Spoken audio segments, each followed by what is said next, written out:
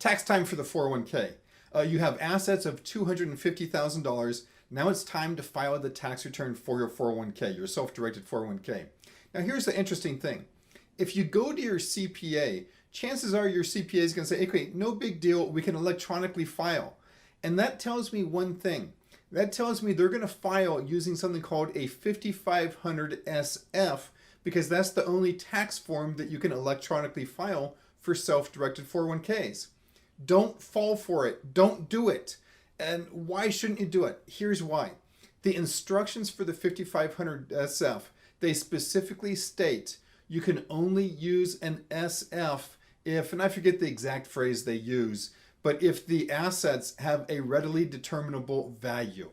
And I got bad news for you. If you're using your 401k as a self-directed 401k and you're buying real estate, you have hard money loans, you have a promissory note in there, those don't have a readily determinable value, and therefore you can't use the SF.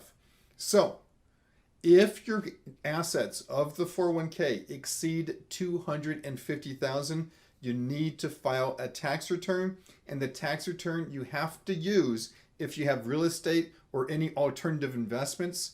The tax return you have to use is a 5500 EZ and not a 5500 SF.